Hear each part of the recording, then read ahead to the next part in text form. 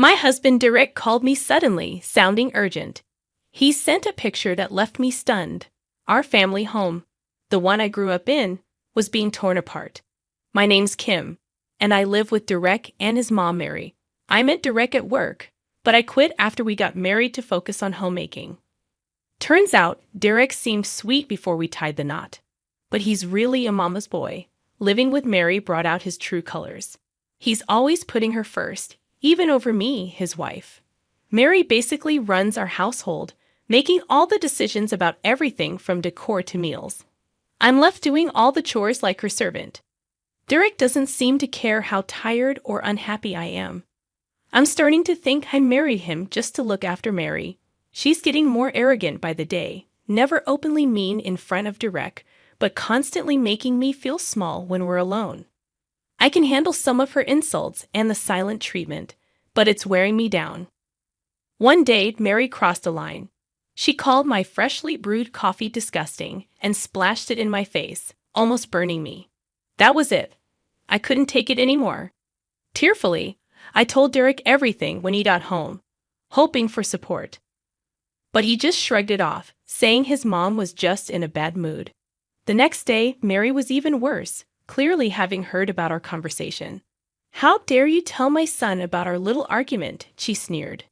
Then she started attacking my parents, questioning my upbringing. It was too much. I couldn't stand her insults toward my loving parents any longer. I suggested to Derek that we live separately from Mary, but he refused, saying he couldn't disrespect his mom like that. So I made my decision. "Fine, then I'll move out," I said without hesitation. I didn't want to stay in a place ruled by Mary's taste any longer. I quickly filed for divorce and arranged a weekly apartment contract. It took some time to finalize everything, but I knew it was the right decision for my own sanity. The next morning, I left the divorce papers on the table and hurriedly left the house. I really didn't want to go back to my parents' home. I knew Derek might check there first if he came looking for me. I didn't want to cause unnecessary worry or trouble for my parents, so I rushed my move to avoid any further interference from Derek. Afterwards, I arranged a trip for my parents as a gift, using some savings I had from before I got married. My parents were hesitant, but I insisted and sent them on a trip to San Francisco. They deserved some enjoyment, especially since I hadn't been able to properly show my gratitude to them after getting married and always dealing with Mary and Derek. With my parents away, they wouldn't have to deal with Derek causing them any trouble, at least for a while. I was starting to adjust to my new life in the weekly apartment when Derek suddenly called. He had tried several times since I left, but I had ignored all his calls. Reluctantly, I answered the phone, wondering why Derek was calling now. To my surprise, he sounded cheerful, asking how I was. Cautiously, I replied, "What do you want?" He continued unapologetically, saying, "I'm having your family home demolished right now." I fell silent, not understanding what he meant. Demolished? Did you say demolished, like destroying? What on earth are you talking about? "Don't mess with me," I retorted, still not grasping the meaning of his words. He remained nonchalant, saying, "Yeah, I'm selling the land your family home is on to buy my mom a luxurious house." His nonsensical statements left me speechless. With a smug tone, he added, "We're married, so it's shared property, right?" Then he hung up the phone, leaving only the cold electronic disconnected tone. I couldn't believe the ridiculous logic he was using. It sounded like something out of a science fiction movie.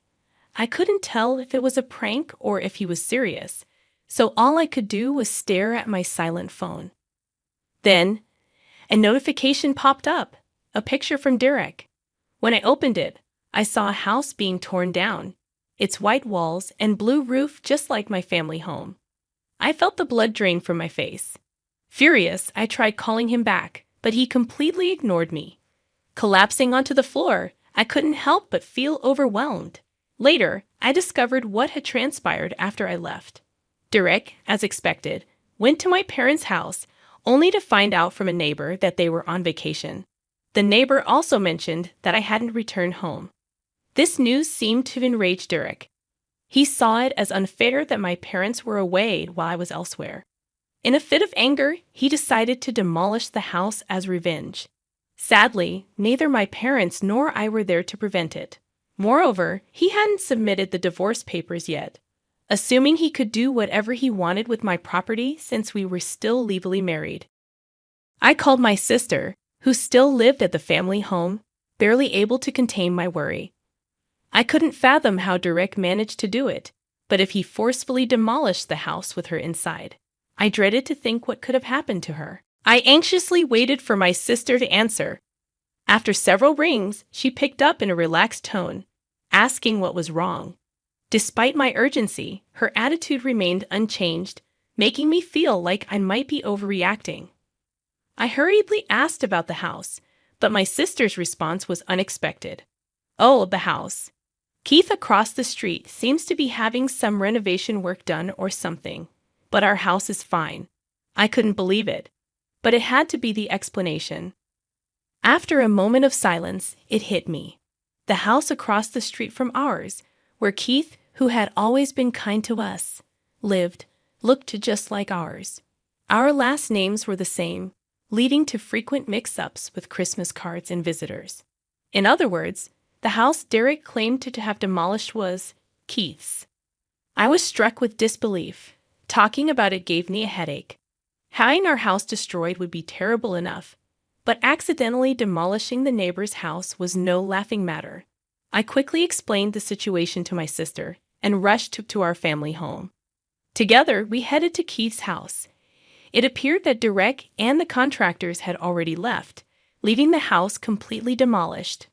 My sister and I turned pale as a man with an exotic appearance, dragging the suitcase, appeared while letting out a bizarre scream. "My house is gone." It was Keith, who had just returned from an overseas trip. His wide eyes mirrored our shock. Exchanging glances, my sister and I apologized profusely. We explained the situation in detail, but it all sounded like excuses. We couldn't help but feel sorry for involving him in all of this. "We're so sorry that your precious house ended up like this." We continued to apologize. We knew that saying sorry wasn't enough, but it was all we could do for now. Keith seemed shocked by the sudden turn of events. When we apologized, Keith lifted his face and spoke kindly, reassuring us, "It's not your fault. There's someone else who needs to take responsibility." Though his tone was gentle, his eyes held a serious demeanor. He suggested a plan to make things right. A few days later, Derek appeared in front of the demolished house with the contractors. I had called him there, taking a gamble on whether he would come or not. Perhaps he was intimidated by the formal protest, or maybe he just wanted to see my distressed face. Either way, he agreed to come. Accompanied by my sister, Keith, and a lawyer, I went to meet him. Derek seemed surprised to see me with allies, but he quickly put on a brave face. "What do you want now?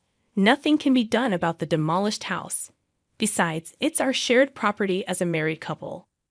You have no right to complain." Derek still didn't know the truth. Responding with a hint of pity, I told him, "The house you destroyed wasn't my family home. It was Keith's house." As I introduced Keith, Derek visibly shrank back, intimidated by Keith's anger, which was unusual for the typically gentle man. Derek tried to argue back, saying, "But your maiden name is Jackson, right? I checked properly before demolishing it." Hearing that he had demolished someone else's house, Derek started to panic. I sighed, as if to interrupt him, explaining, "It's not that unusual of a last name. We just happen to live in a similar house and have the same last name. But what are the odds?" Despite being genuinely upset, Derek's response sounded almost like a comedic retort in the midst of the tense situation. My sister chuckled beside me, finding the situation amusing. "This is hilarious," she remarked. Ignoring her, I continued, "Besides, do you even understand what shared property means? My family's land isn't part of our shared property. Maybe you should ask this lawyer here for some advice." At my signal, the lawyer handed Derek a business card. Derek seemed surprised, apparently not realizing he was a lawyer, and stared at the card. My sister leaned in, mockingly addressing Derek, "Don't you know Keith Jackson of our city? he's a famous landowner around here. Indeed, Keith was not just an ordinary man. As my sister later explained, he used to be an executive at the company where Derek worked, the same company where I met him. Sometimes Keith's eyes would lose their warmth, and his expressions carried an aura of influence. It's not my fault. Derek finally seemed to realize the gravity of the situation. His previous boldness was replaced by a panicked demeanor. Unfortunately, the contractors, who should have been his only allies, fled as soon as they heard Keith's story. They were the kind who would demolish a house without proper investigation. Derek must have been caught by a fraudulent contractor. Enough already? Keith, seeming to have run out of patience, yelled at Derek. The air seemed to tremble with the force of his anger. And make your wrongdoing without any excuses, or do you want to involve the police? At these words, Derek became completely subdued. In the end, with a lawyer present, he agreed to our side's demands, and the situation was settled. Derek signed the divorce papers and was forced to write a letter stating that he would pay compensation to both Keith and me. The compensation amount was quite significant due to the demolition of the house, and Derek had already incurred debt for the demolition costs. The unscrupulous contractor had taken the money and disappeared without a trace, leaving Derek with no one to rely on and struggling to repay the debt. The fallout also affected Mary. She had thought she would live with Derek in the luxurious house.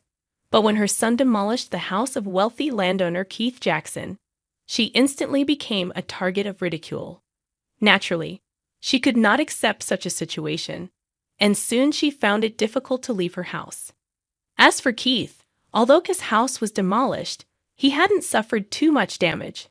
The reason he had gone on an overseas trip was his daughter who lived abroad. He had received an international call from his son-in-law, saying that his daughter was about to give birth. Having lost his wife 20 years ago, Keith doted on his grandchild and decided to live abroad with his daughter, as she had previously consulted with him. So he intended to demolish the house and sell the land after selling his business. Of course, he was shocked because the house had disappeared sooner than expected, but he laughed, saying that the result was the same.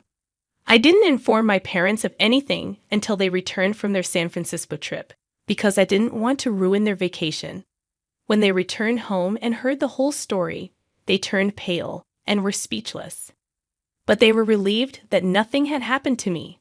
At my parents' suggestion, Keith stayed at our house until his business was settled.